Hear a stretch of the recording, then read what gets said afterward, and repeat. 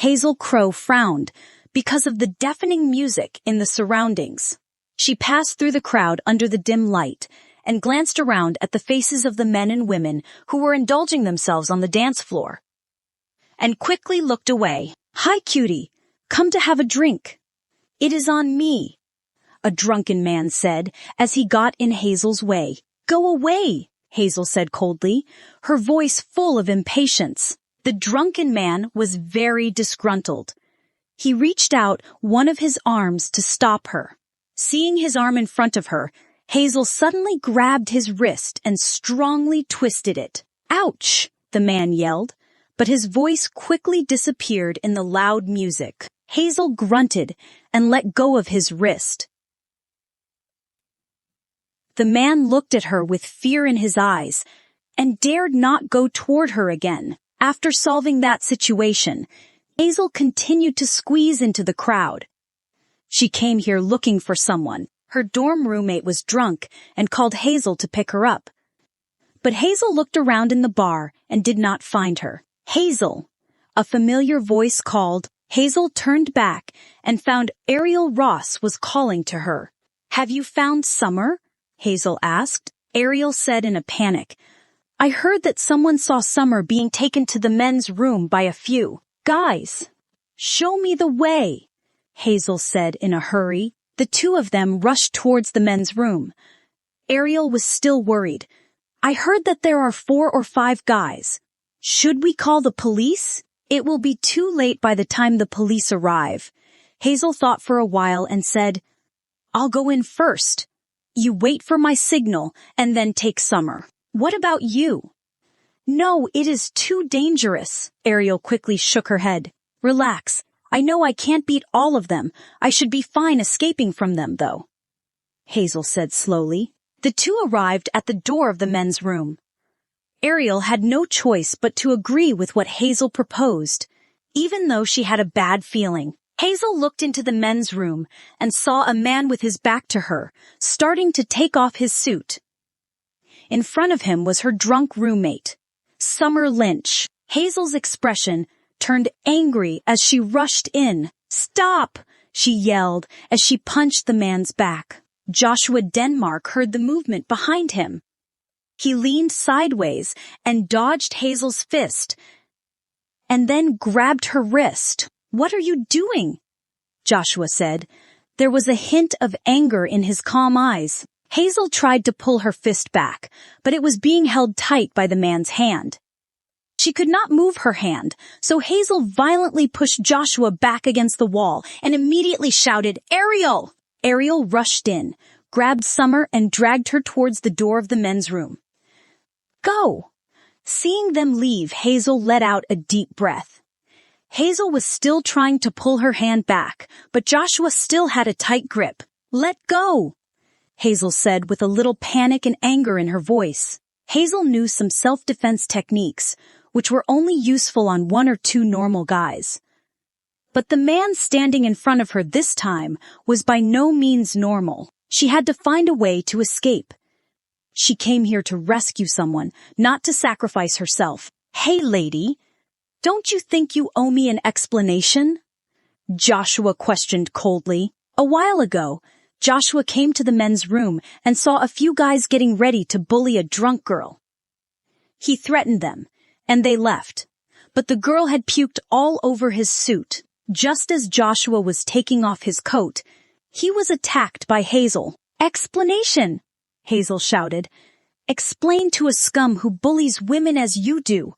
Guys like you only want to do dirty things when a girl gets drunk. Are you only thinking with your manhood?" Joshua was a bit stunned, and then he knew she had misunderstood him. Joshua tightened his fingers and said with mockery, "Do you really think I need to get a girl drunk to lay my hands on her?" The pain in her wrist got worse.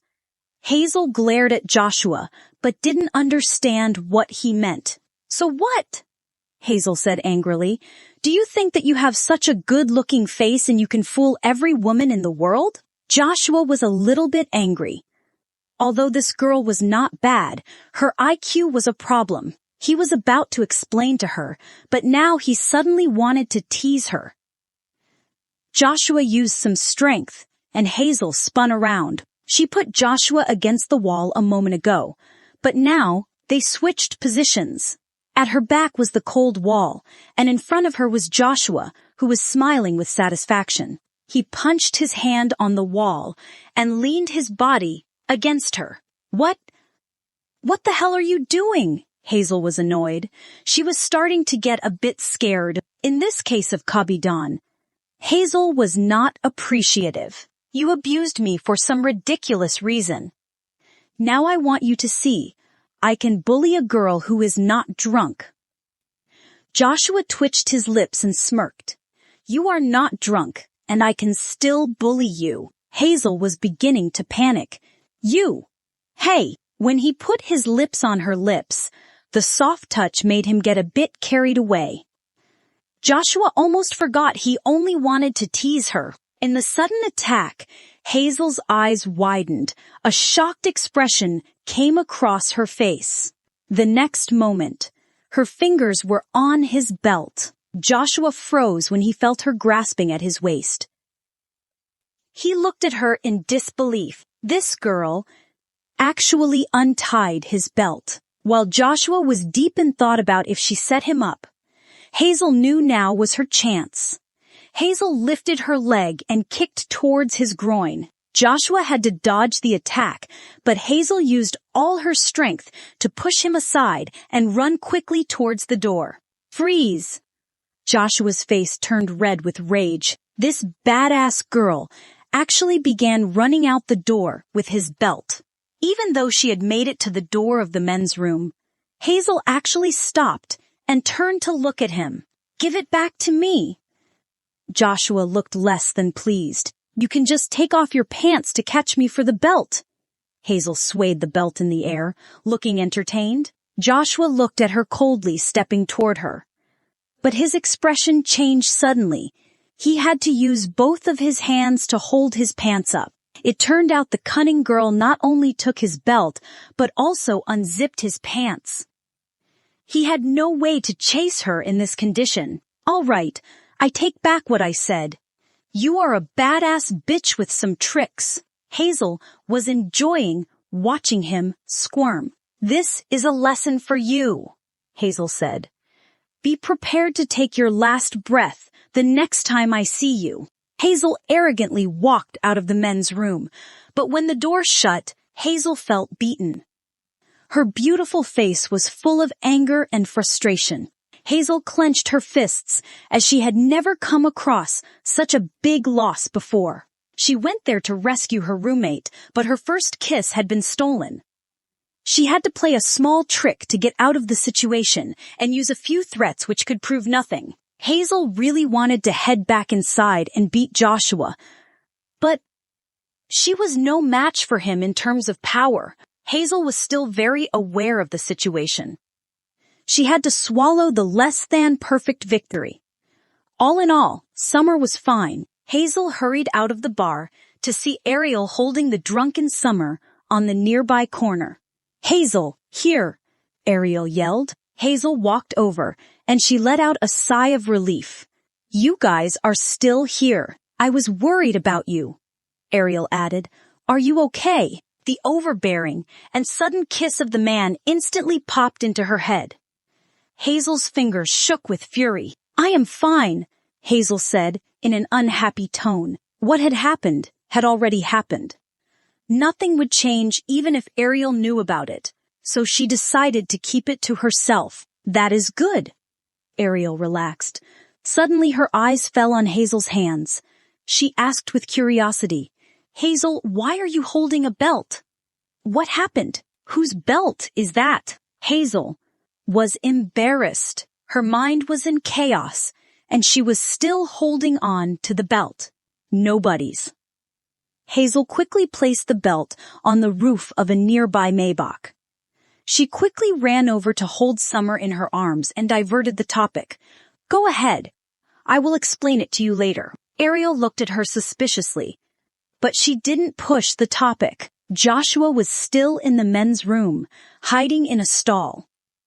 His face was pale. He was never treated like that before. That cunning girl took advantage of him. Mr. President, Jackson, Hunk knocked on the door of the stall and said, "I've procured a new suit for you." Joshua opened the door and took the pants from Jackson. Jackson was waiting outside in a bit of surprise.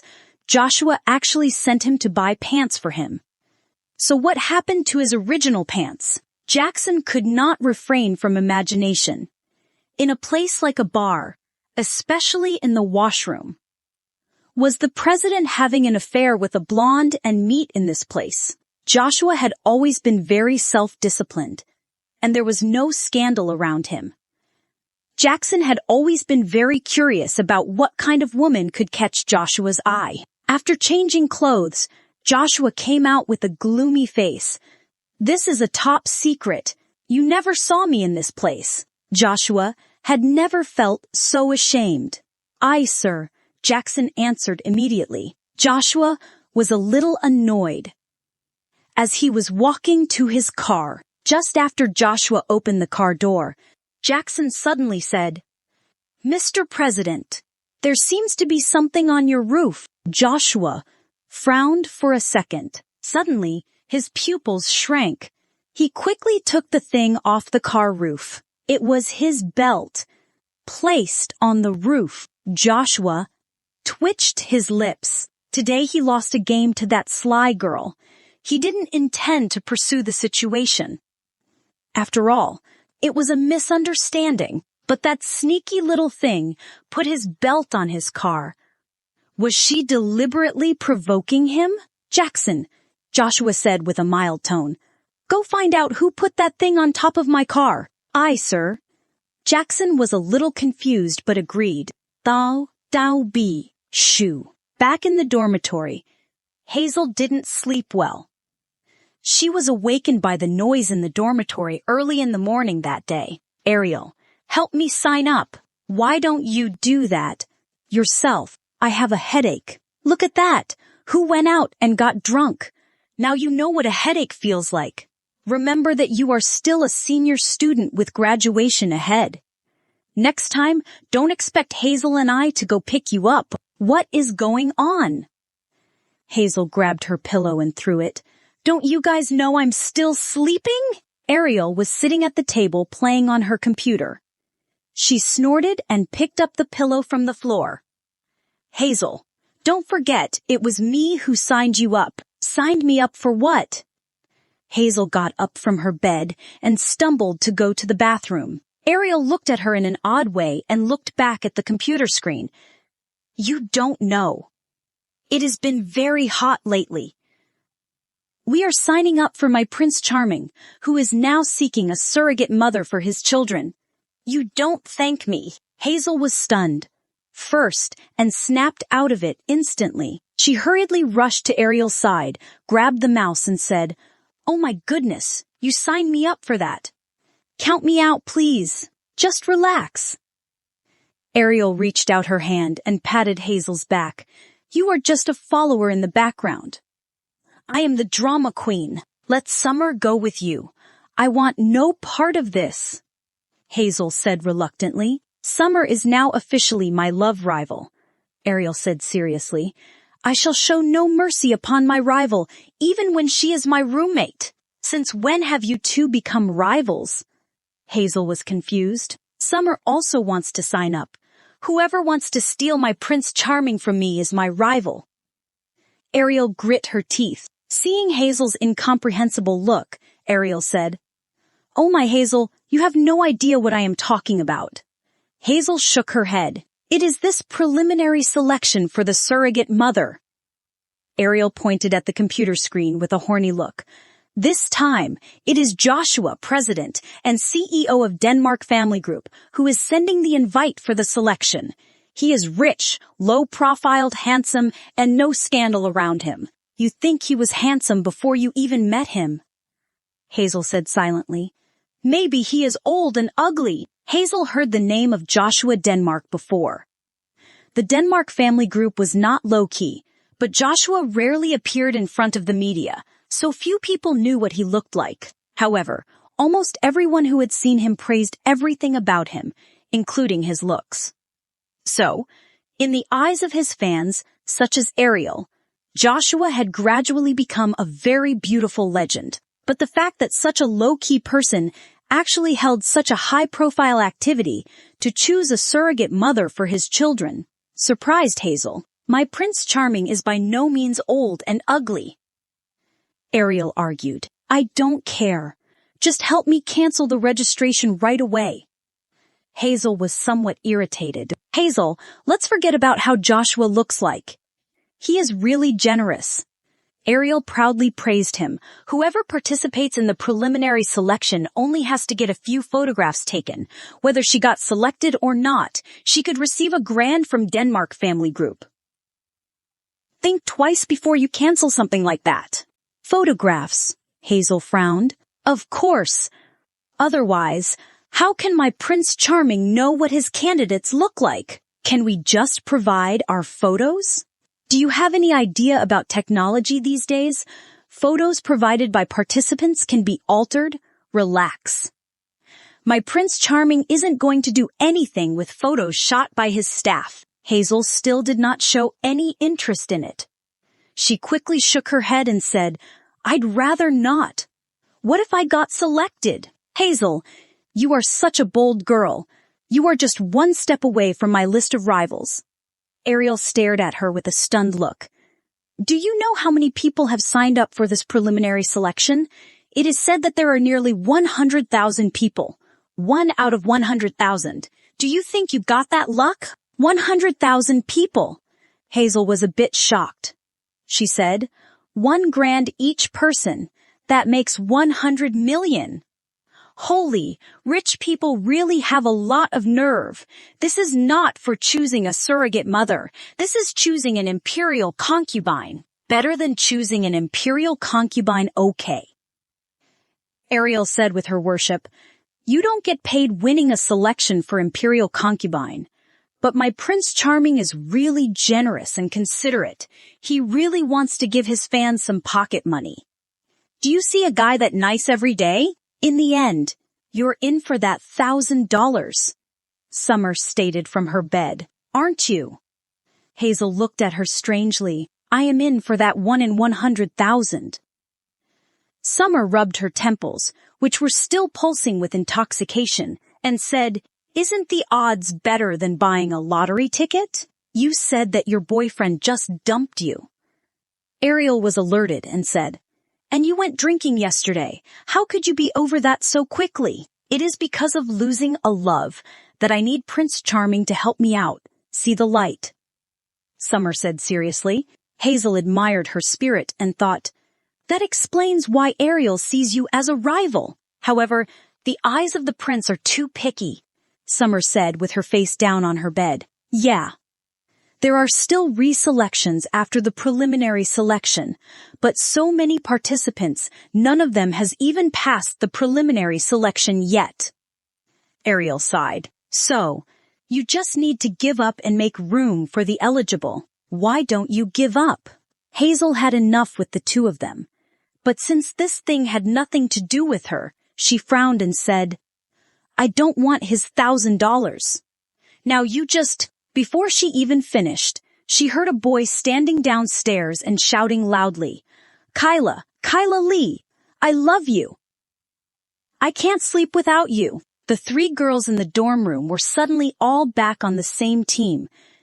Ariel was furious and said, Shit, that scum Derek Sanchez is here again. Hazel, wait here. I will kick his ass. Hey. Hazel wanted to stop her, but Ariel had rushed into the bathroom and was carrying out a bucket of water, heading towards the balcony. Hazel sighed. I have nothing to do with this. This is no longer something between you and him. Summer crawled off the bed with a serious look on her face. Derek has evolved from disgusting you to disgusting the entire dormitory. I am with Ariel this time. Hazel put her hand up to her forehead and, Thank you for last night, Summer said as she was filling a cup of water. My pleasure, but please don't go to that kind of place in the future. Images from last night came to her mind. When she recalled Joshua's smirk, Hazel couldn't help but frown. I know. Summer turned her head back and asked, "Did anything happen to you?" "Nothing," Hazel said in depression. "That is good." Summer breathed a sigh of relief. "Ariel said that you brushed your teeth for half an hour last night. I thought someone would hurt you." Hazel was even more depressed. "I didn't brush for half an hour." There was a noise of water going over the balcony, followed by an angry scream from Derek downstairs. "Who is it? Who did that to me?" "It is me," Ariel shouted. "Derek, you are such a pervert. What are you doing here this early in the morning? You can save your energy and just get out of here. I am not looking for you." Derek was really outraged, but his face went soft the moment he saw Hazel appear on the balcony. "Get lost!" Ariel yelled at him. "Next time, you will get more water if you are still that thirsty." Derek was downstairs feeling helpless. He grunted coldly and disappeared. Suddenly, the entire dormitory building was full of applause and bravos. Hazel was about to criticize Ariel, but she could not do that when the whole building was encouraging Ariel's action. "That guy is still afraid of you," Ariel sighed.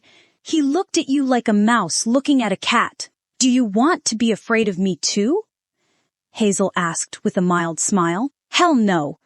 Ariel hurriedly shook her head. Then, "Cancel my registration already," Hazel gasped her teeth. "You still remember that. How can I cancel the online registration?" Ariel said, smiling with tears. She thought for a while and said, "Didn't you say that your mother's birthday is coming soon? Just use this money to buy her a gift?" Ariel hit the jackpot. Hazel was thinking of that too. "Just think about it. You will just be accompanying me in the preliminary selection like an overseer." Ariel said like a wounded mascot, "You don't want me to go there alone, right? It is said to be a selection for a surrogate mother, but who knows what kind of trap it could be. If you are not around, I won't have any help if it is dangerous." "Come on, my dear Hazel. It is okay." Seeing that Ariel actually began to cajole her, Hazel had to say, "Just this once. Next time you will know what fear is." "Uh-huh." Ariel rejoiced and promised.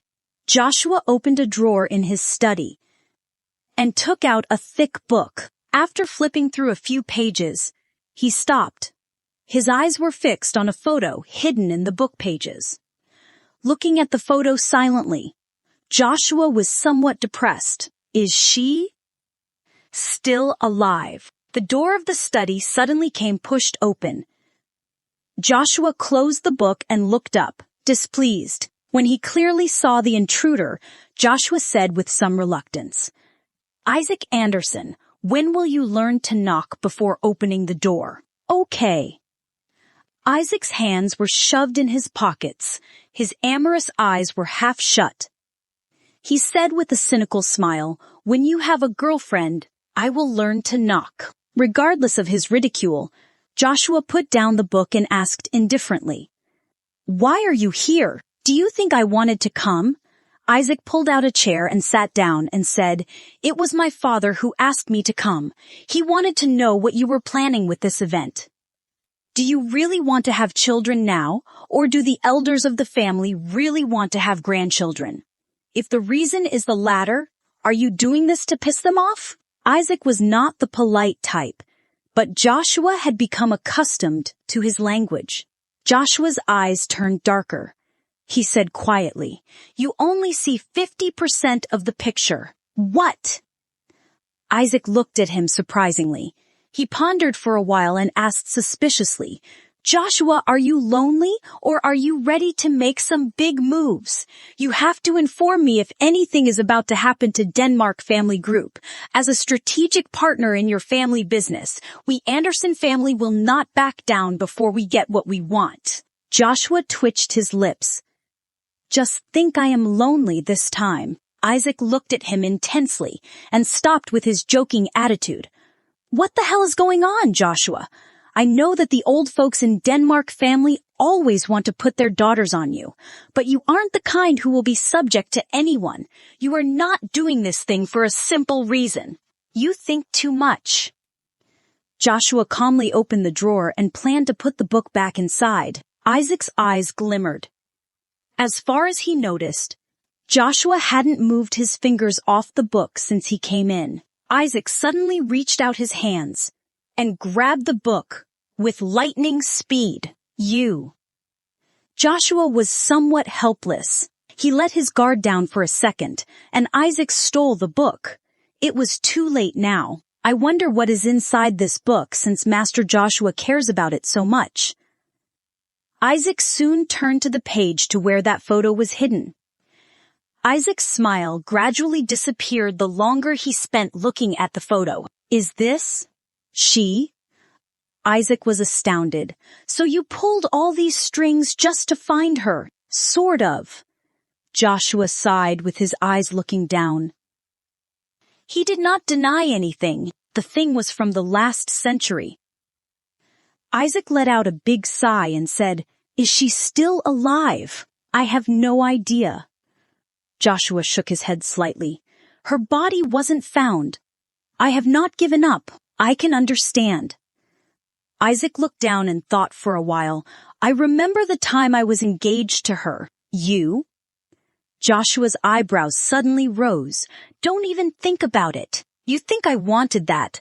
My engagement to her was determined by our two families when she was born. Isaac looked at Joshua with an odd expression. Hey, Joshua. What is that look on your face? We are at least good buddies, right? Just because we are good buddies does not mean I can let you lay your hands on her. There was a bit of seriousness in Joshua's eyes. Good buddy. Isaac glanced at him with a grudge. He then put away his ridicule and said with concern, What if you cannot find her in the end? I will play my part and let God decide the rest. Joshua said simply, Keep this a secret. Isaac reached out his hand and patted Joshua on the shoulder. Rest assured. There was a knock on the door, and Jackson's voice came from the other side of it saying, Master Joshua. Isaac went to the door and opened it for Jackson. Then he turned around and said, I am leaving now. I hope you find her soon. Joshua nodded. When Isaac left, Jackson moved closer to Joshua. Master Joshua, I have information on the thing you asked me to look into. Jackson said. What thing? Joshua asked curiously. It was last night. Jackson was a little embarrassed that Joshua didn't remember. Jackson continued. The person who put things on top of your car. Her name is Hazel, a student at Quantum University. Joshua felt a little amused. He finally understood what Jackson was talking about. The situation made Hazel happy. And he made him really angry. But after a night, his anger was gone, and he forgot about it. It was in a moment of anger. He asked for Jackson to find out her information. He would not really make a big deal with a little girl. Joshua was trying to speak, but Jackson continued. I also found out that Hazel has signed up for this surrogate mother's preliminary selection. Joshua's eyebrows rose again. That little girl actually signed up. He suddenly wanted to see the look on Hazel's face when she found out he was Joshua Denmark, who was inviting her to be a surrogate mother to his children. Surprised? Ashamed? Or would she become one of his fans like other girls? What time is she taking part in the preliminary selection? Joshua asked suddenly. Tomorrow. Jackson was a little surprised and continued. The venue for her group is on Transcendence Plaza. Need me to arrange a trip? Joshua laughed. She did take advantage of him, but that was not enough for him to foster hatred. No need. Joshua said, with one hand on his forehead. This is a closed matter. Jackson looked at Joshua suspiciously. He had a hunch that this thing was just getting started. Ariel woke up at 4 a.m. and managed to drag Hazel out of bed too. They had to leave early to go to the Transcendence Plaza. The interviews were being held in a large local photo studio. Outside the door, there were already many employees trying to arrange the interviews in an orderly manner. Do I need to participate? Hazel frowned, thinking of her vulnerability. Hey, Hazel, come on, you don't quit anything. Ariel persuaded her. With you here, I feel more assured. I can still be on your side, even if I don't participate. Hazel was struggling. Stop that already. Ariel pulled her body and said, Alone, I will have an odd of 1 in 100,000. With you, our chance is 1 in 50,000. Is there a difference? Hazel almost collapsed. Of course, Ariel said confidently. We just doubled our chances of winning. Hazel finally gave up. Hazel and Ariel received 2 forms from the staff at the reception desk. The items required on the form were simple, just some common information like name, age, place of origin, etc., which was meant to screen out some unwelcome participants. This so-called surrogate mother's preliminary selection only had a particular demand on the age. It was only open to participants between the ages of 20 to 21. Just when she saw this form, the resistance in Hazel's heart rose again. I'll do just fine without filling this in. Hazel put down the paper form. Don't be stupid. Ariel quickly grabbed her form and said, Come on, think of it. You have come all this way anyway. Think of the $1,000. Let me fill it in for you. I am not short on money. Hazel argued. I am short, and $1,000 would help, okay? Ariel quickly fills in the form for Hazel. You can just give it to me if you don't want it. Why should I? Hazel stared at Ariel. Oh, I thought you weren't short on it, Ariel said confidently. Hazel really wanted to kill Ariel. But Ariel was only talking tough. After completing the form, the person in charge gave them each an assigned number. The whole process was brief. Ariel did some research about it, which mainly included the measurement of their height, weight, and bust. Then, according to the sizes of participants, their appropriate dresses would be sent to the locker room. After they changed to their dresses, they would have their photo taken in the order of their assigned number. Then their photos were shot, and they could leave. When the process was done, the Denmark Family Group staff would review the information of participants to make sure there was no falsification. Then, they would wire the payment to the accounts of participants. However, just after measuring her height and weight, Ariel took Hazel to the washroom. Hazel, what is your number? Ariel grabbed the assigned number from Hazel, looked at it, and sighed. 68. What a lucky number. Give it back to me, Hazel said. While Ariel was holding the assigned number and giggling, a woman came around the corner. She wasn't paying attention to where she was going and collided with Ariel. Ouch! The two exclaimed simultaneously. Both fell to the ground, and the assigned number in Ariel's hands also landed on the ground. Ariel! Hazel ran toward Ariel to help her up. Where did you learn to walk? The other woman yelled. She got up and glanced at the assigned number on the ground and shouted angrily, Are you blind? Oh, look at who it is. I didn't expect it to be you guys. Hazel looked up and sensed some trouble ahead. The girl was Kyla Lee. Hazel disliked her, and the guy Derek. I was so blind indeed, Ariel sneered. Otherwise, how could Hazel and I get to know a pair of geniuses such as you and Derek? You? Kyla's face turned blue. She coldly looked at Hazel and smirked. Hey, Hazel, I thought you were way out of our league. But you also come here to compete for the surrogate mother selection. Hazel is still single. You have a problem with that? Ariel yelled. And you are Derek's girlfriend. Does he know his girl is about to cuckold him? Look at you, low-cut evening dress. Do you worry people will see your slutty nature? I need to take a picture of you and send it to Derek. He should enjoy my message. How dare you?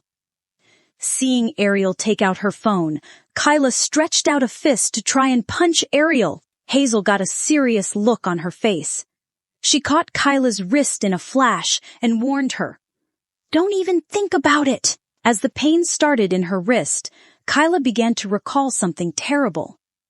Her face turned white. "Let go of me," Kyla hurriedly said. Hazel suddenly let go. Kyla stumbled for a few steps before she finally stopped against a wall. Kyla looked at Hazel and Ariel and said, "Just you wait." After saying that, Kyla ran away. "Ha ha ha!" Ariel laughed out loud behind Kyla's back. "Not so tough now, huh? You need to watch your mouth too." Hazel was less than pleased. Kyla turned her head at a distance and saw Ariel pick up an assigned number from the ground and give it to Hazel. So, that was Hazel's assigned number. Kyla suddenly snickered in her head. "Hazel, it is about time to make you real ugly. I fear nothing with you on my side. Here is your plate, Hazel." Ariel looked at her with adoration. "Hazel, you were so striking just now. If there is no Prince Charming around, I will definitely marry you." Seeing Ariel was about to embrace her, Hazel hurriedly pushed her away. "Cool down. It's a coincidence seeing her." "Don't worry about that," Ariel explained. "What is that you had?" Hazel looked at her with a grin. "You must have an idea about what is going on with these guys, right?" "Yeah." Ariel relaxed and said, "It was that pair of geniuses who always got you in their business." Speaking like this made Hazel feel like she was powerless.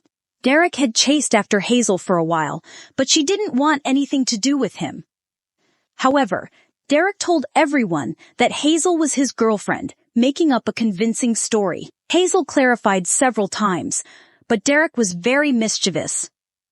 More and more people believed they were together and thought Hazel was lying. Hazel was mad at Derek. One day she took Derek directly into a groove and beat the hell out of him. Since then, Derek did not dare say anything about Hazel. She thought things were settled, but after Derek and Kyla got together, she told others Derek dumped Hazel and chose her. For a long time after that, everyone looked at Hazel with sympathy, as if they were looking at an abandoned woman. Hazel had no idea why they had to make things up. She could not bear it, but Kyla was a girl after all. It wasn't fun if people saw two girls fighting with each other, and Kyla would probably escalate her lie to a new level. So, Hazel took Derek and Kyla into the grove on campus, and in front of Kyla she beat the hell out of Derek for a second time. Hazel could still remember the horrified look on Kyla's face that day, which explained why she usually detoured whenever she saw Hazel later. With the manifestation of Hazel's power, the two of them stopped their gossip, but the rumors had already spread. Hazel could not get everyone to see past it. "Forget it. Just don't mention them."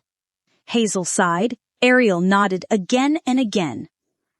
They walked into the washroom together. Joshua walked out from the corner of the corridor with his hand on his forehead. There was really something strange between that badass girl and him. Joshua did not come here today for Hazel. He just had some business to deal with.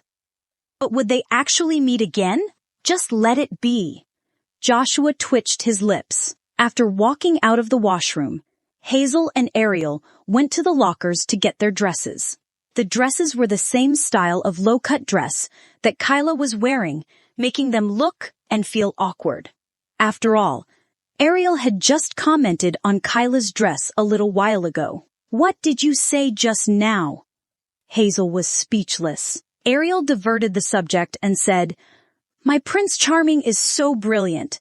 He knows to use the same style of dress to test who the real beauty is."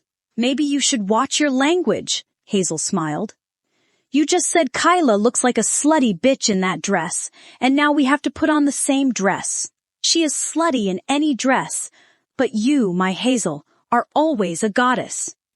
Ariel giggled. The two of them put on the dresses which came in the same size. Hazel sensed some discomfort on the upper part of her dress. "Wow, look at that big nevis on your chest," Ariel said. "It looks like a piece of crimson plum. Is that a tattoo?" Hazel hurriedly covered her chest and said, "It is a birthmark." "Oh, that is rare. But why are you covering it?" Ariel smiled. "You said you don't want to be selected. And now, my Prince Charming will probably ignore you because of that birthmark, huh?" Hazel let go of her hands and revealed her chest. Ariel curiously watched Hazel's chest and said with some surprise, "That birthmark is really special." "It is probably unique." The birthmark on Hazel's chest was a beautiful 5-petal plum with 4 petals placed on top and 1 petal at the bottom. The shape was unique. "I don't know if it is a unique one. I think there will be anyone who bears the same birthmark, right?" Hazel said. Ariel nodded and agreed. "But it is very convenient for you to have such a birthmark. Even if you are being trafficked, your parents will find you easily." "You are the one who will be trafficked," Hazel argued. "I am my parents' daughter. Thank you very much." "Relax, just kidding." Ariel made a face. After they were ready, they waited outside the studio together. Ariel's turn for her interview was soon. She wasn't long in the room when she came out. Hazel was still trying to adjust her dress. "Don't pull it on no more. You are not a stripper." Ariel chuckled, seeing the hesitant look on Hazel's face. Ariel said, "Don't worry, the photographer will give you instructions, let you do some simple poses. It is fast. You see, I came out in less than 3 minutes. Maybe you need me to accompany you inside." "No need. You go to the locker room to change. I will find you after I finish shooting." Hazel shook her head and handed both of their handbags to Ariel. She was bold enough to be in the photo studio alone. "All right," Ariel nodded. Hazel took a deep breath and walked into the studio. She did not notice that a tall figure came in from the side door of the studio. However, the director of the studio noticed the man and wanted to stop him. But he was a little stunned when he saw who the man was. "Mr. President," the director said unexpectedly, but Joshua made a gesture to stop him. Joshua was really low-key, but still, the studio director naturally knew his Mr. President. The director quickly shut his mouth.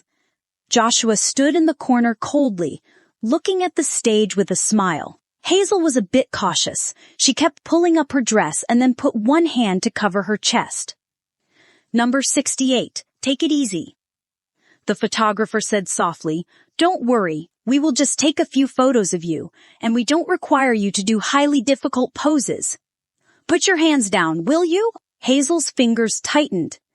Even though she was dragged into this activity by Ariel, she was a participant now. Taking a deep breath, Hazel slowly let go of her hands.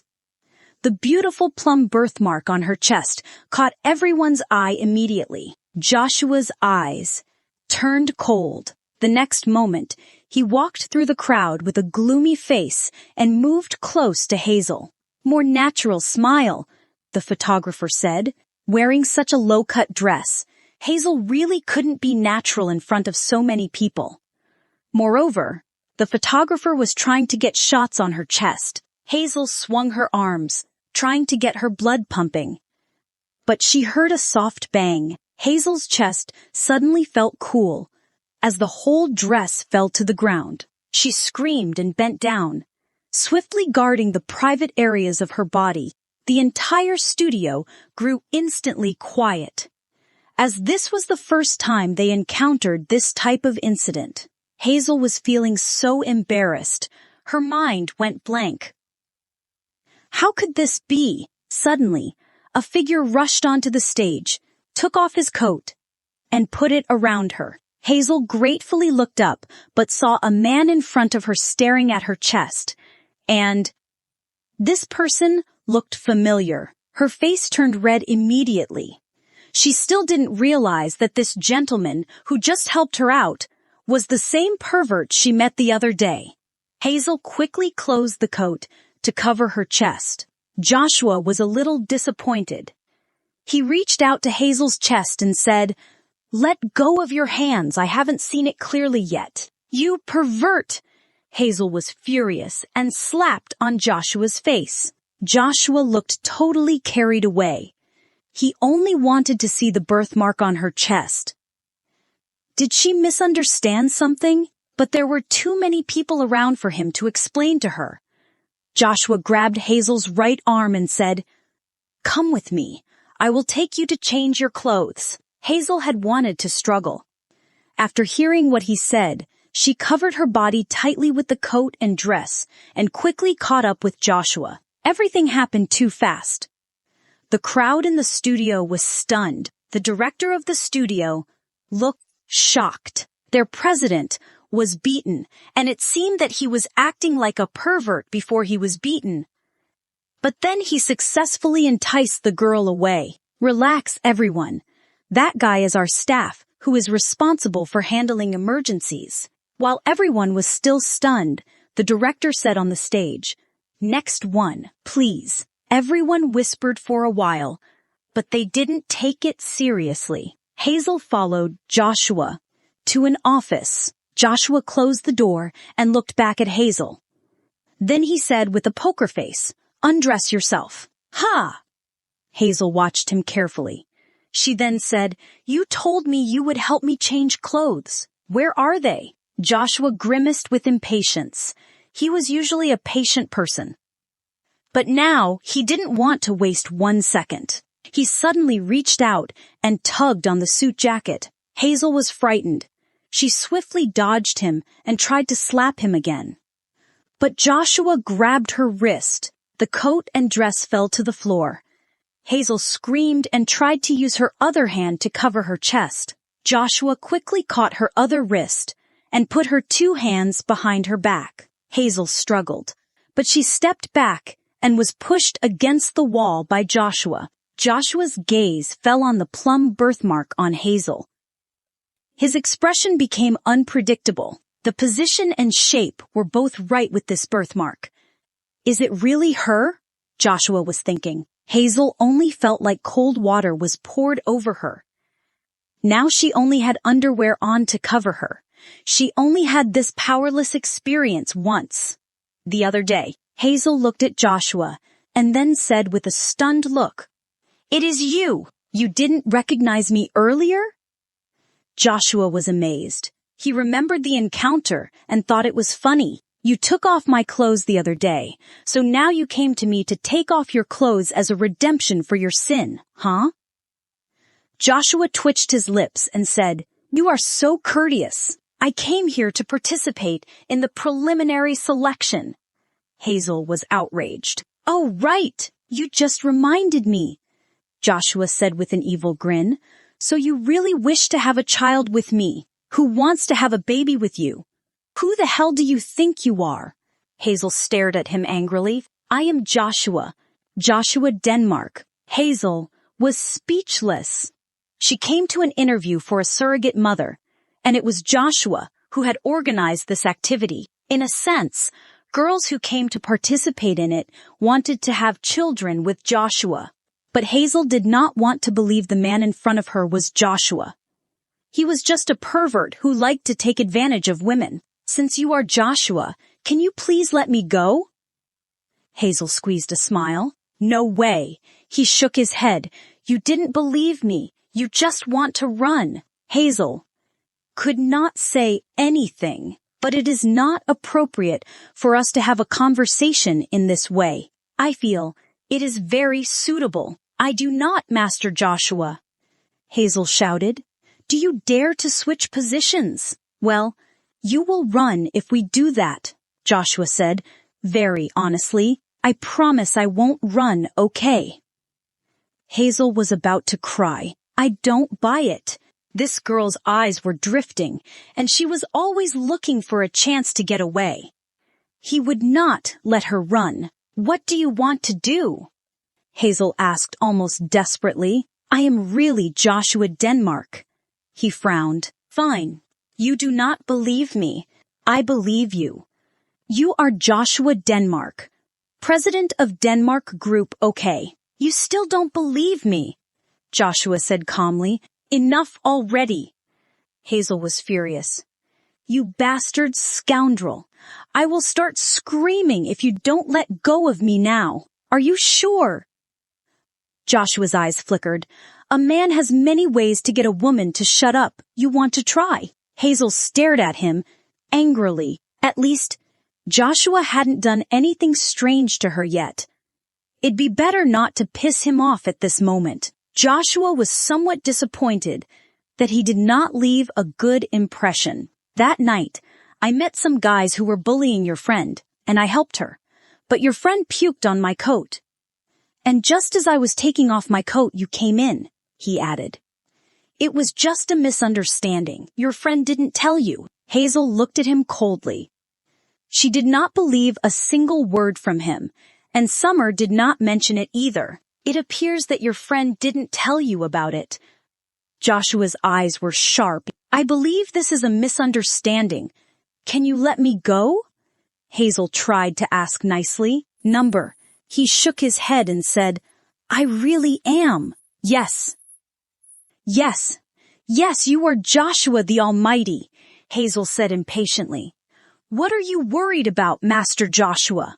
With your supernatural power and resources, you will find me even if I ran away, right? Joshua went silent. He spent too much time finding her and evading the eyes of others. He would not let Hazel go when he finally saw her, although he already knew who he was seeking now, and he had her detailed information. Joshua wanted to clarify the misunderstanding between them quickly. After taking a deep breath, Joshua began to complain. You did not recognize me, and yet you still followed a stranger. This little girl had some fighting skills, and let her guard down too easily. Hazel was outraged. This guy was like a jinx to her. She was in an awkward situation on the stage, and someone came to her aid.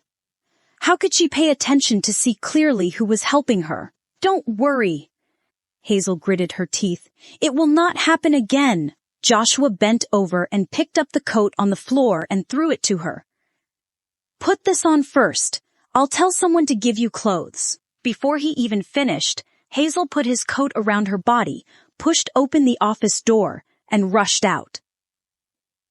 Joshua looked at the door, speechless. His coat was too large for Hazel. It was enough to cover most of her body, so she ran out without any hesitation. Am I that scary? Joshua picked up Hazel's dress that she left lying on the floor. As his eyes fell on the broken zipper of the dress, Joshua's pupils suddenly shrank. This dress was touched by someone first and then fell off Hazel's body. That meant someone set her up. Who had the guts to do such a thing under his nose? Joshua took out his phone and dialed Jackson's number. Jackson, check the record from the surveillance camera and see if any suspicious person got in the locker room. Hazel ran back to the locker room. Ariel saw Hazel running back in a rush and asked in astonishment, What happened? Where is your dress, Hazel? Hazel did not answer. She quickly took her clothes from the closet and hid in the fitting room to start changing. What the hell just happened, Hazel? Whose coat are you wearing? Ariel was anxious. Are you being attacked? I am fine. Ariel, Hazel said with a bit of despair. The dress I wore suddenly broke. Someone loaned his coat to me. She did not want Ariel to worry about her, so she didn't tell her everything. Wow, that was lucky. Ariel said with amazement. Fortunately, you met a good person. What kind of good is that? Hazel was angry. He helped you out, right? Or was he planning something? Ariel asked. Hazel didn't know what to answer. Fake Joshua really helped her out, but he didn't seem to have any other intentions with her. Because Hazel was wearing so little when he had her against the wall, there wasn't much she could do. She would have had no chance to struggle if Joshua had wanted to do something. But the only thing he did was look at her chest, and she was not allowed to leave. The worst thing was that he lied to her and said he was Joshua. He didn't do anything else. But hey, he is a pervert. Fortunately, I ran fast. Hazel bit her lip. He really took advantage of her. After all, Hazel felt she must take revenge on him. Immediately. No way. I could not believe there is a pervert at an event held by my Prince Charming. Ariel was stunned. She then said, Hazel, let's call the police. Hazel frowned and thought it is better to keep the police out of this. After all, that pervert was really eloquent. He could probably turn the black into white. And moreover, he really did not do anything. I prefer to take revenge on myself. Hazel clenched her teeth. I remember that you bought a defensive spray, right? Did you bring it today? I did. But what are you going to do? Ariel asked. Hazel had changed her clothes. She suddenly had an idea while her hands were holding Joshua's coat. We have to hurry, Hazel said. Ariel, I need your help this time. Joshua should still be there. He would not have made it far even if he did leave. She had to hurry. Jackson came to the door of the office to give Joshua a coat. He just delivered pants to Joshua the other day, and now a coat. Jackson couldn't help but wonder what happened to Joshua recently. Will Joshua have him deliver a full set of clothes next time? Someone called him when Jackson got to the door. Sir, please wait a second. It was Ariel. Jackson stopped and looked at the woman in front of him precisely, and looked at the coat in her hands. Jackson was very familiar with the coat because it was Joshua's. Did the president take off his coat for this girl? She seemed very ordinary. Ariel held the coat in her hands, and when Jackson looked at her, she looked at Jackson with the same curiosity. Ariel said, I just met a girl. She said that her dress was broken. Fortunately, a good-hearted person took off his coat and helped her out. But she is not available now, so she sent me to help return the coat. Does this coat belong to you? So, it wasn't for this girl that Mr. President took off his coat. Jackson couldn't say whether he was disappointed or not. Give me the coat. Jackson reached out his hand. Since the girl didn't know Joshua's identity, he would naturally not disclose any information. Are you that man? Ariel asked suspiciously. Yes. Give it to me, Jackson said again. When Jackson picked up the coat, Ariel suddenly raised her right hand. With the coat blocking Jackson's vision, Ariel pressed the switch on the defensive spray. As a pungent smell rushed towards his face, Jackson screamed. The next moment, Ariel grabbed the coat from Jackson's hands and put it directly on his head. Ariel could not have been any ruder. She attacked Jackson with a storm of punches and said, You degenerate son of bitch. That is what you get when you piss off a lady. Jackson couldn't open his eyes at all, and his throat was burning. He could only try hard to dodge the punches from Ariel. Hazel, Ariel yelled. Hazel rushed out of the corner of the corridor. Hazel knew Joshua would definitely be alerted if she came by herself, so she asked Ariel to deliver the coat. In fact, Hazel did not expect such an easy win, and Joshua could have been gone. She was just trying her luck, and if their plan didn't work out, she would scream for help and then with Ariel say that Joshua was a pervert trying to offend them. But it turned out he took the bait so easily. Hazel didn't think much. She quickly rushed to Jackson's side and gave a heavy punch to his belly. Jackson crouched over in pain. Hazel pulled off the coat, wrapped on his head, prepared to give him a few more slaps. Hazel was stunned. Who is this guy? What is wrong with you, Hazel? Revenge, Ariel hurriedly said. Hazel grabbed Ariel and ran and said, Let's get out of here. We got the wrong person. Joshua heard the movement in the room. He opened the door of the office and saw Hazel escaping from afar. He was a bit surprised, but he soon figured out what happened when he saw Jackson squatting at the door, groaning. Joshua felt angry and amused at the same time. He quickly took Jackson to the bathroom. After washing them for a long time, Jackson's eyes finally recovered. "Mr. President, why did they attack me?" Jackson asked innocently. "He just came here to deliver a coat. Sorry, Jackson." Joshua apologized very sincerely.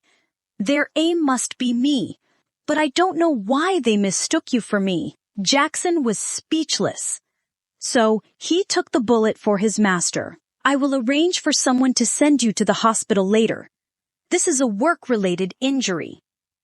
Joshua sighed and said, "You have 2 days off and I will give you a paid leave." "Mr. President, it is no big deal, just a scratch," Jackson said. "Jackson, just accept it," Joshua said with a little embarrassment. "Other than that, I cannot compensate you more." Jackson suddenly understood that it was compensation for the attack he received. After looking at the situation, Joshua did not intend to look for the girls. Jackson was somewhat surprised. Jackson clearly knew about his president's temper, since he had been serving Joshua for a long time. Joshua was usually generous to everyone. However, if anyone took advantage of him, Joshua would smile and bury them. But this time, Joshua actually planned to let it go. Jackson could not say anything else, since Mr. President made the decision. Hazel and Ariel ran out of the studio, all the way to the bus. "Ariel, is it okay that we fled like that?"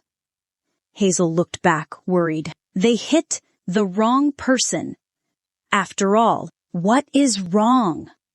Ariel said confidently. "I asked whether the coat belonged to him, and that guy said yes. He deserved that anyway. He is either in a gang with that pervert or just a small-time liar. Either way, he asked for it." Hazel looked at her silently. Well, Hazel was good with her fists, but Ariel was good with her tongue. Now Ariel had just brainwashed her. The two of them returned directly to Quantum University, looking irritable. When they made it back to the dorm room, Summer also looked irritable. "How is the preliminary selection going?"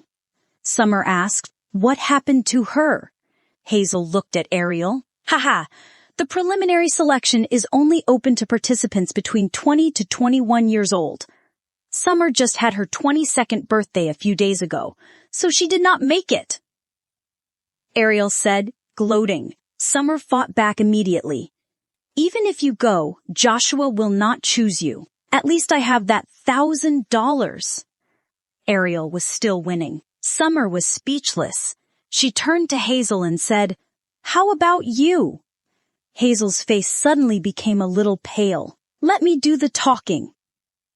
Ariel turned back while she was halfway to the washroom and told their story to Summer as if she was the female version of Hans Christian Andersen. Summer listened carefully and was amazed. She said, "You guys had a nice day. I should have been there with you. But somehow, Hazel, I don't think your dress just accidentally broke." "Yeah, I was thinking that too," Ariel nodded. "My Prince Charming must have arranged every detail of such an event carefully. The dresses are all one size, but their quality must be good. I think someone did something to your dress, Hazel." "It shouldn't have been touched," Hazel said in doubt. "We didn't know anyone, and we have no enemy." Hazel was stunned when she got to the enemy part. She had met 2 enemies today, Kyla and the fake Joshua. "In my opinion, it must be Kyla," Ariel said angrily. "I think so too." Summer nodded. "Let's go, Hazel." Ariel stood up. Hazel was somewhat hesitant. She said, "Forget it. It is in the past. Besides, we got no evidence. Keela will definitely deny it, and then everyone will think we are the bad guys looking for trouble." That bitch is really good at this thing. She will be an Oscar-winning actress one day if not today," Summer said. "We will probably make things worse for Hazel if we just attack in this way. What should I do?" Ariel was disappointed. So she can just walk away, huh? Don't worry, let's be patient. She is a bitch, and Karma is a bitch too, Hazel said. All right, I'll take a shower first, Ariel said, instantly changing the topic. Hazel was speechless. Summer was the wisest among the three. Ariel was the most eloquent one but lacked decision-making. Hazel was the straightforward type who preferred to settle things in close-quarter combat. Suddenly, Hazel looked at Summer questionably. What? Is there something on my face? Summer touched her cheek. Summer, do you remember what happened in the bar that day? Hazel asked. I cannot remember clearly. I drank too much that day. Summer frowned. When Ariel and I got to the bar, we heard you were taken to the men's room by a few guys, but I just saw one guy when I got in there. Do you remember that? Summer thought for a moment and said, Oh yes.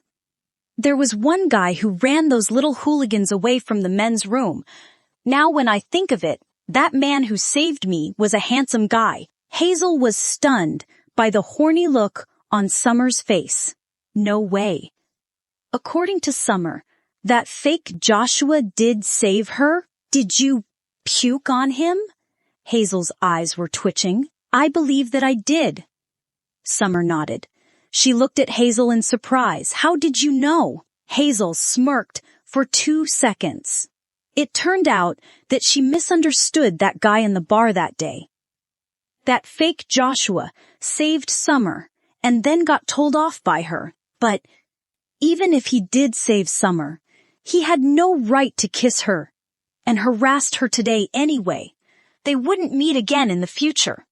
Let's call it even, Hazel thought. Hazel abruptly realized she had nothing to regret and decided to forget this thing. She thought that this matter had passed, but she did not expect that after one night, a bigger storm was about to hit her. Sindet, Wei Qi. The seniors didn't have a lot of courses.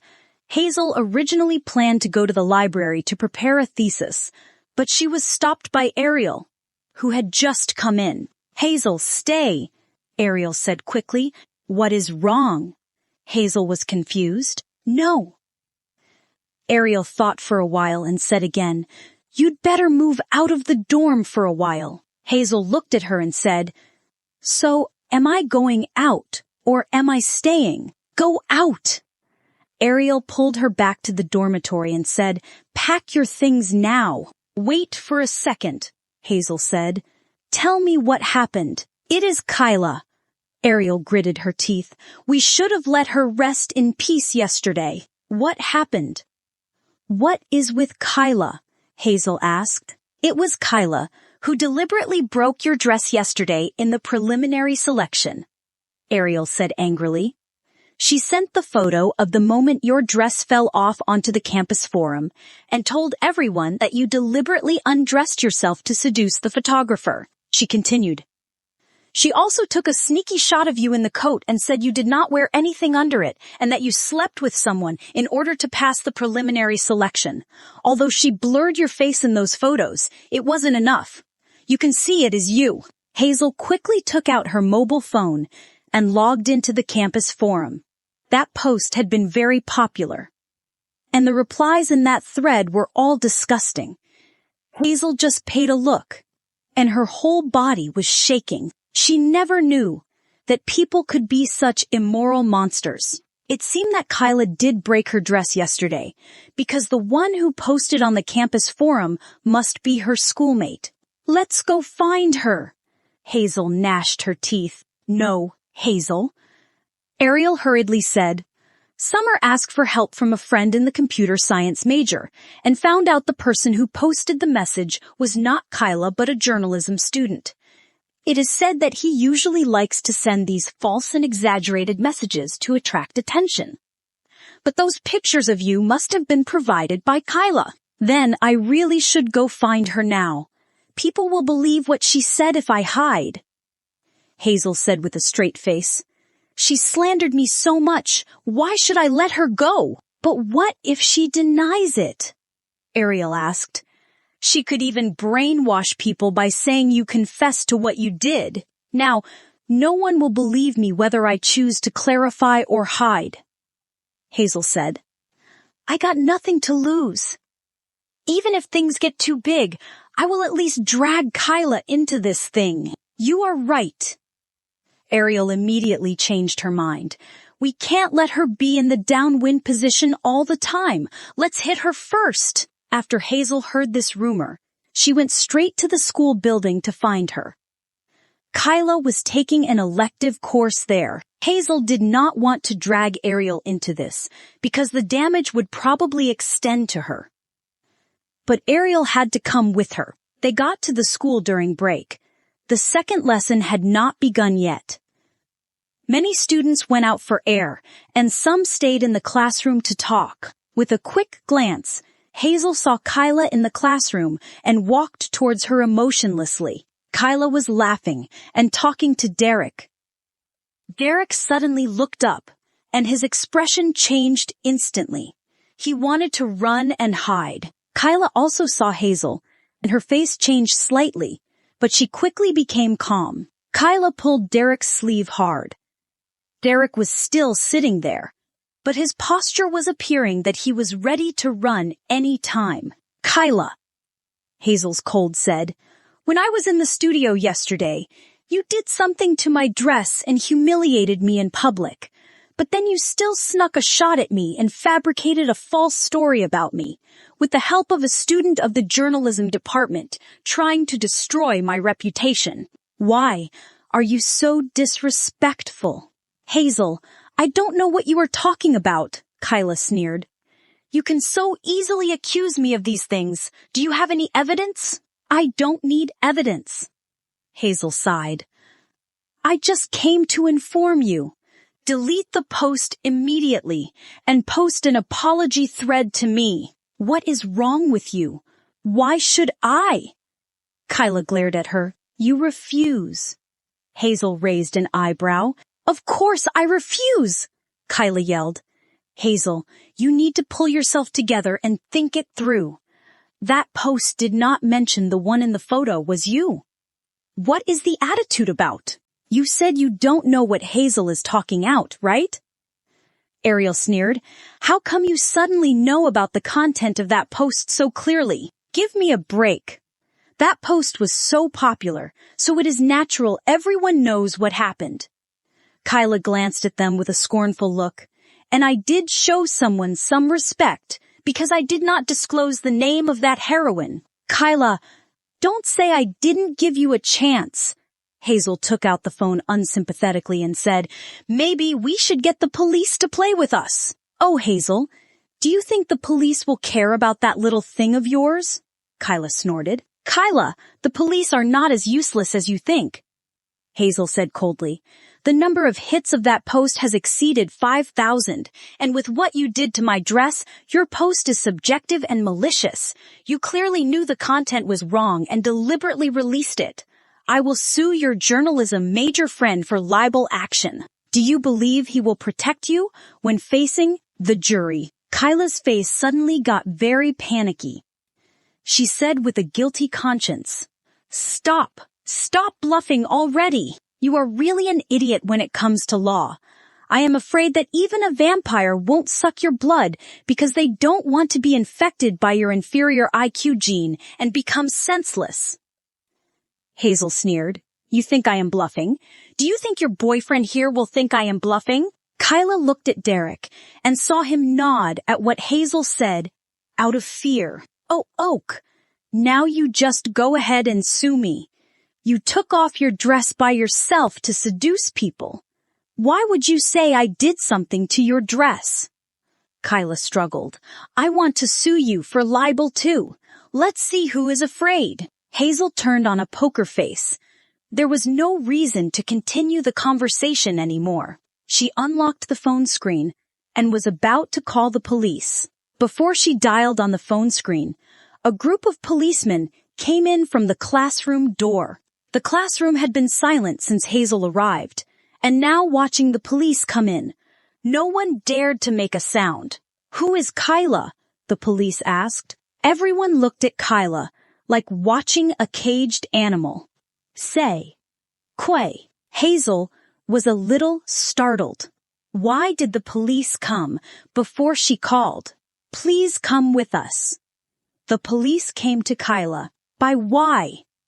Kyla became anxious instantly. She pointed at Hazel in a panic. Do you believe her nonsense?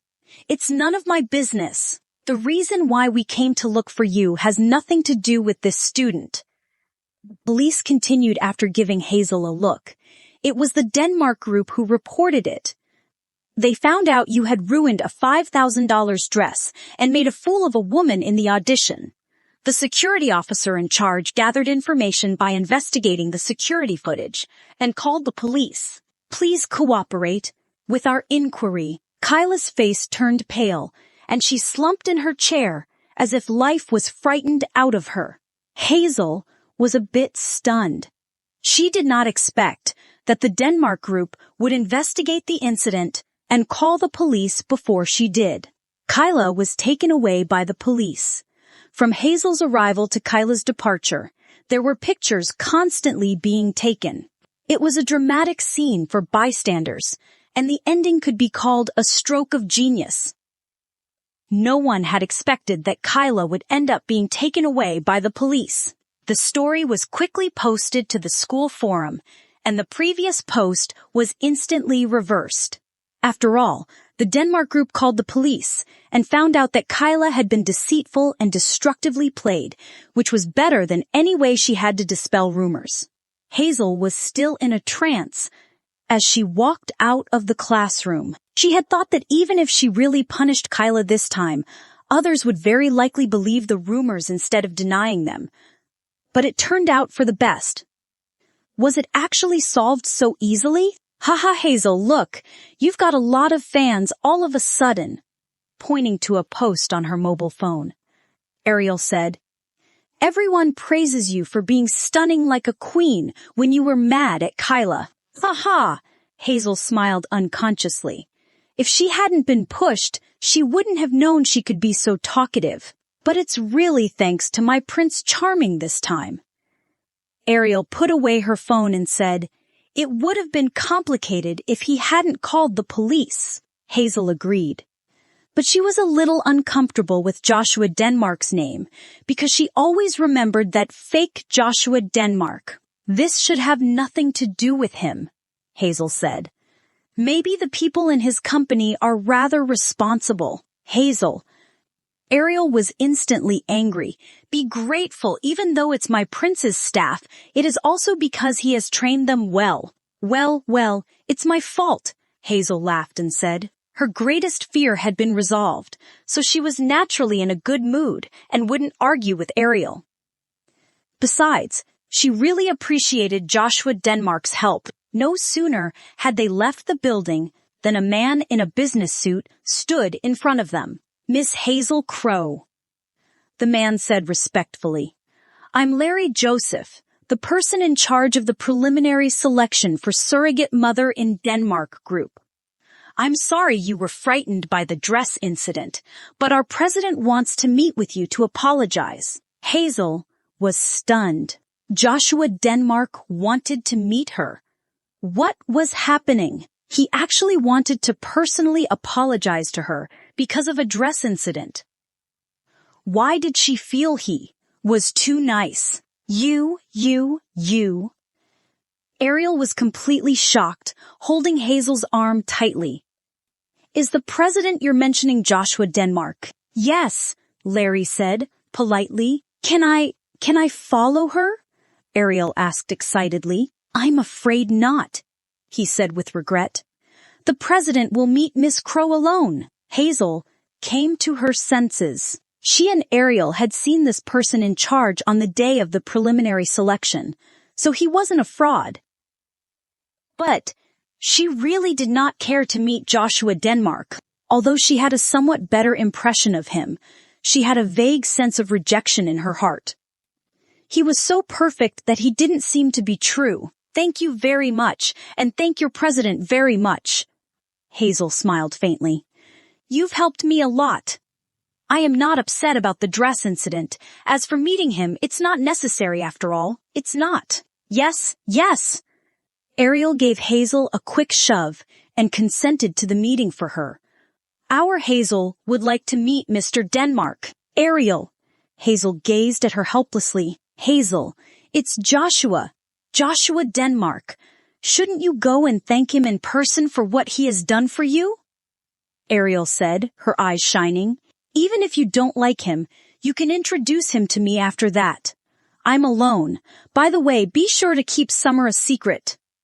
Of course, the less competition in a love rivalry like this, the better. Hazel almost started choking. What kind of friends did she have? Come with me then, and I'll drive you to meet the president. Larry pointed to a Benz business car parked nearby. Hazel still wanted to refuse, but Ariel pushed her all the way to the car. Larry helped her open the door, and Hazel had to get in the car. Helpless, Joshua Denmark had helped her. At least she should thank him in person. That wasn't too much. She felt a little nervous as she was being driven to meet Mr. Denmark. What kind of person would the legendary Joshua Denmark be? They went to a Chinese restaurant, and Larry took Hazel to a private room. Hazel went in. But the room was empty. She asked in surprise, Mr. Joseph, why isn't Mr. Denmark here? I'm sorry, Miss Crow. Just give me a moment, please, Larry said apologetically. There's a message from the president's secretary that there was a traffic jam while he was on his way here, but he will be here in about 10 minutes. Would you like to order? Hazel smiled politely. I'll just wait here. Larry left the room. Hazel waited a moment. Then she looked at the time and decided to go to the bathroom. As soon as she opened the door, she saw a man standing at the door, as if he had just arrived. He was good-looking, and even handsome, with a bit of charm to his face. He belonged in the category of the pretty boy. But he was still masculine. Are you Joshua Denmark? Hazel was more or less surprised, because he was handsome and unexpectedly young. Isaac Anderson looked at Hazel in bewilderment. He was here for Joshua. When he called Joshua's secretary, he knew that he had booked a meal there, so he went straight there, but there was a woman instead. Joshua was famous for not being close to a woman. But was he actually dating a woman? This was much more unusual than when he held the surrogacy competition, but she actually didn't know Joshua. A smile suddenly curved Isaac's lips. You are. It looked as if he was thinking. Hazel didn't know that Isaac was misleading her on purpose because of her preconceptions. She was certain that he was Joshua. I'm Hazel Crow, she said with a smile. At the corner of the hallway, a woman in an enchanting outfit looked shocked to see Hazel. When she realized it was really her, she pulled out her phone with a snicker and pointed the camera at Hazel and Isaac.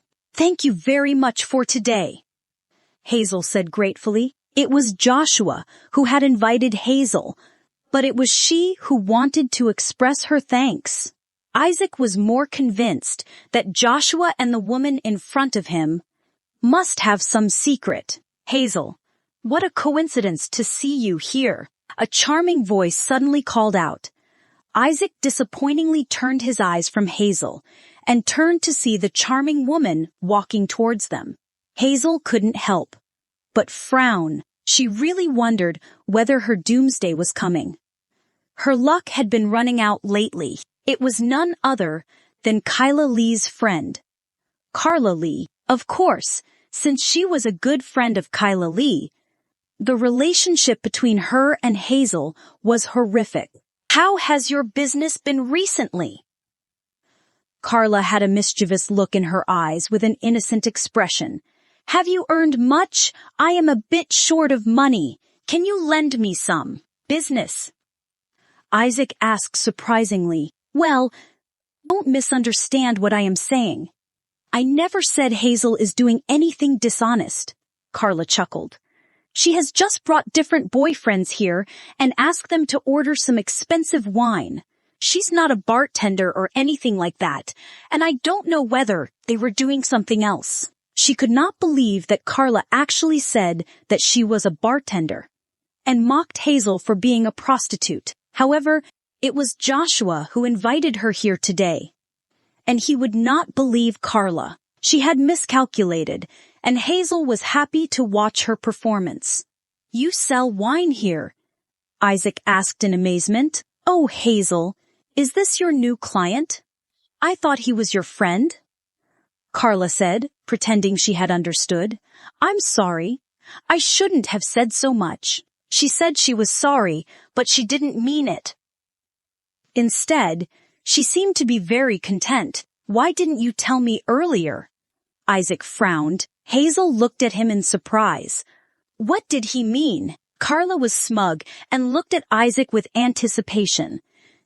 This handsome guy was actually with Hazel. How was Hazel good enough to date him? He should dump her. Just at that moment, Isaac stopped the passing waitress and asked, "What's the most expensive wine you've got?" The waitress was stunned. Before she could answer, she saw Isaac wave his hand and impatiently say, "Well, you don't have to tell me. As long as the price is higher than 5 figures, give me a bottle of each." All 3 women were completely stunned. This man was intentionally trying to embarrass her. Carla was humiliated and angry. She yelled at him in disbelief. "Are you a fool? Didn't you hear me? Hazel came to you to trick you into buying expensive wine? I see." Isaac looked at her sarcastically. "I have a lot of money, and I am a fool. I like to spend money to amuse Hazel. Do you have any objections? Oh, by the way, if you really have an objection, keep it to yourself. You. Carla was so irritated that she couldn't speak. She just stood there pointing at Isaac. Then she said, infuriated with shame, "Unacceptable," as she left in a huff. "Thank you for helping me out," Hazel said with a smile. "But do you still need the wine?" "Yes, why not?" Isaac grinned and curled up his lip. "Joshua has a lot of money, and he's a fool. Since it was Joshua's treat, he didn't need to pay for it even if he ordered more wine." "Why not order it?" Hazel looked at him in astonishment. How could anyone say that about himself? "Are you sure you want to talk to me here?" Isaac said. They had been standing outside the door since they met Carla. Hazel came to her senses and quickly moved out of his way. They sat down at the table, and Isaac generously ordered several expensive dishes. Hazel quickly stopped him. "That's enough. Don't order any more." "Why?" Isaac looked at her curiously. "I can't eat that much food." She frowned. Looking at her serious face, he was stunned. How could this little girl be so funny? "Well, it's up to you." He closed the menu, his eyes twinkling. "Is that woman your friend?" "Number." She cocked her eyebrows. "We're just classmates." "Oh?" He then asked, "Why is she here?" "I don't know. I don't know her very well." She didn't know Isaac wanted to get something out of her, so she answered truthfully. "We have fewer classes in our senior year. Maybe she has a part-time job here." Was Hazel still a student? He felt even more surprised. Then, why did you allow her to bully you and not defend yourself? He frowned slightly. "I'm not good at arguing with people," she said seriously. "I'm good at fighting." "Are you still able to fight?" He couldn't help laughing. How could such a lovely girl fight with others? He didn't believe it at all. "Yes, she is," a voice said from outside the room as the door opened. Hazel stiffened instantly. She turned her head in disbelief and looked toward the door. She could never forget the voice that had made her so anxious. Joshua could not help frowning when he saw that Isaac was also there. He suddenly had a bad feeling deep inside. He took out his cell phone and sent a message. "Why? Why are you here?" Hazel jumped to her feet and looked at Joshua like she saw a ghost. Isaac stared at them with curiosity. It turned out Hazel had met Joshua, but she didn't know his name. What on earth had happened between them? I asked you out. Why wouldn't I be here? Joshua raised his eyebrows. What? You asked me out? Hazel looked at Isaac. It's clear that Mr. Denmark asked me out. Do you think he's Joshua? Joshua looked at Isaac with a smirk. Sure enough, it seemed like wherever went there was something cruel going on. Of course he is. You did not expect me to meet the real person, did you? Hazel looked a bit more annoyed. She turned to Isaac. Mr. Denmark, this man snuck into the studio yesterday. He is a scoundrel. Oh. Joshua's eyes flashed. What did I do to make you think I'm a scoundrel? You, Hazel, bit her lip in anger. She was not good at arguing with people. And what's worse is that what had happened yesterday made her even more stressed. Isaac watched with extreme pleasure. There must be something fishy going on between these two. What's the matter with me? Joshua questioned, with a dignified expression on his face. It was because you took off my pants that I took off your skirt. Finally, you left in my clothes. What? What nonsense! Hazel immediately got upset. Why did he say this matter so casually, as if there was something between them? Poop. Isaac, who was drinking water, shot it out of his mouth. Did he get it wrong? Joshua, who had always been so serious with his speech and manners, was actually teasing a little girl. And he said they took off each other's clothes or something. Were the two. Isn't that so? Joshua raised his eyebrows. Didn't you take off my pants? They didn't happen on the same day at all. Hazel's face was red with anger. I didn't say that. Joshua's mouth tilted upward slightly at the corners with a vague smile. Isaac choked and coughed. This little girl was really modest and was just being played by Joshua. It was clear that the more she tried to explain it, the more she could not explain it clearly, and it would be more misleading. Hazel was aching to hit someone now.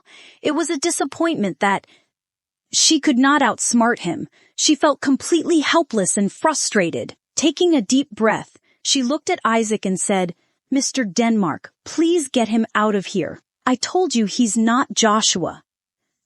Joshua came to her and quietly pulled out the chair. I am. If you don't leave, I'll call the police. She took a few steps back as if she was dodging some terrible virus. You scared the little girl.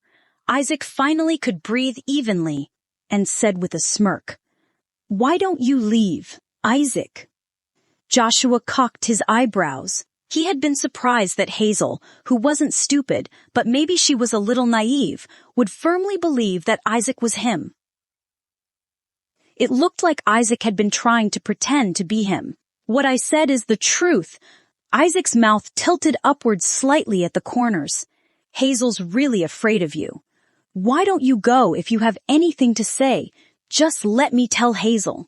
Joshua's heart could not help but sink. Isaac's word, Hazel, and his particularly gentle attitude toward her gave him a bad feeling. You don't seem to want to clarify it now? His eyes became deep. Clarify what? Isaac played a fool. Fine. Joshua spoke calmly and appeared relaxed instead. Noticing he was so calm, Isaac felt nervous. Joshua was not easy to get agitated, and the calmer he was, the more trouble there would be. The door banged open, and a woman with a beautiful face came in. Her eyes red. Isaac Anderson! The woman looked at him with grief and indignation. Isaac looked at the woman in horror, like a mouse seeing a cat. How did you know I was here? Hazel was stunned. She looked at Isaac in surprise. Aren't you? Aren't you Joshua? You lied to me, Hazel.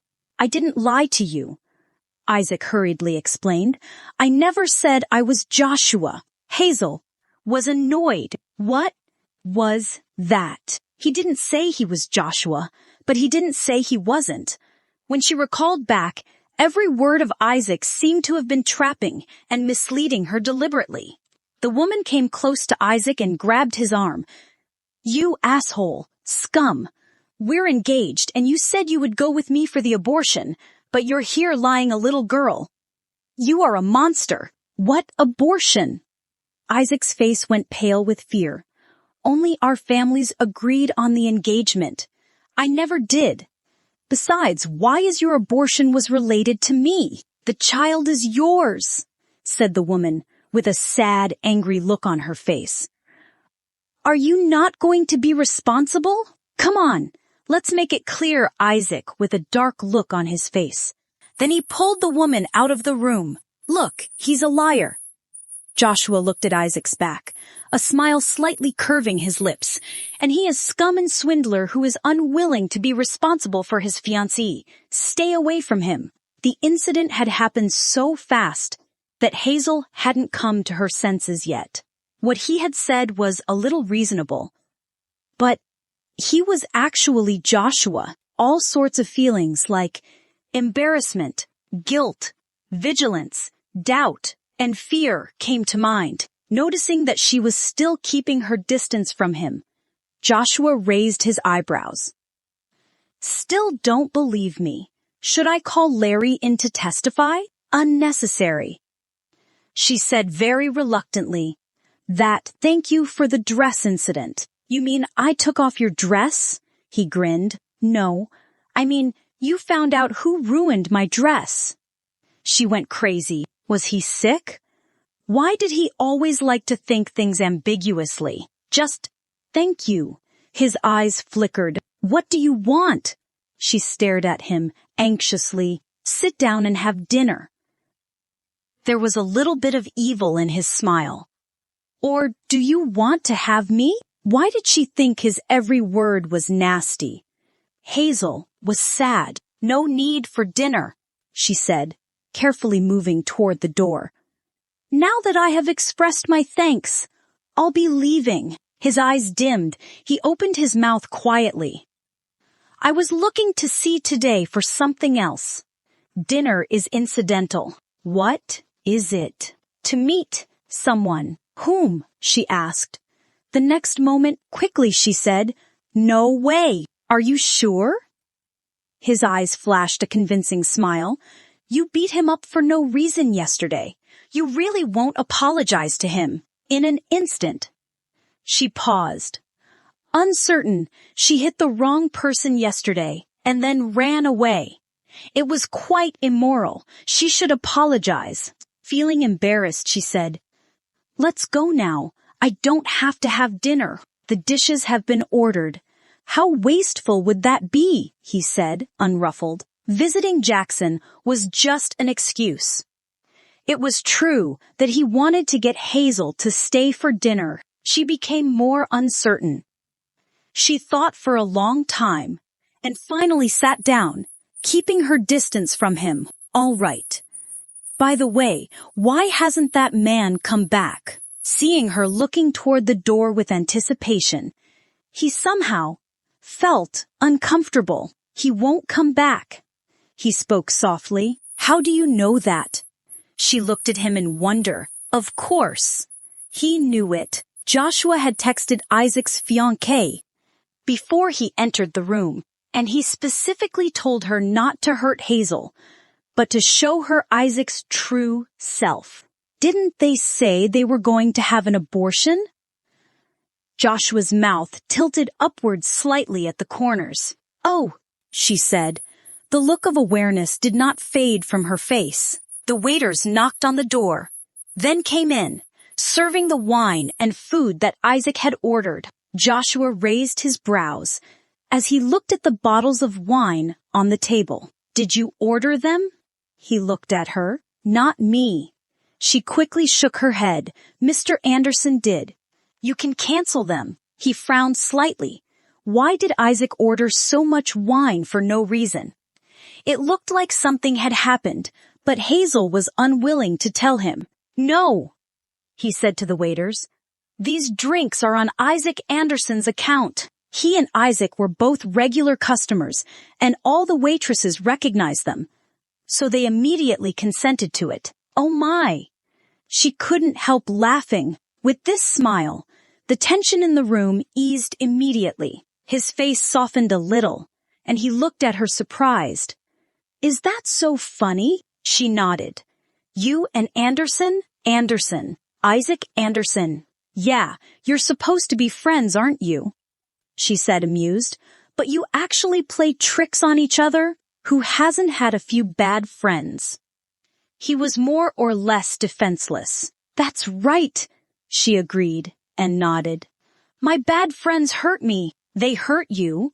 His eyes flickered. "It wasn't really hurting," she quickly explained. He said, and looked at her gently. "Aren't you afraid of me anymore?" She was instantly speechless. She was a little afraid of Joshua. After all, he was like her nemesis, and she could do nothing to him. But just now, when she saw that Joshua set Isaac up, she suddenly felt that although Joshua was evil, he was at least a normal person, and was not so terrifying. But she didn't want to further her relationship with him at all.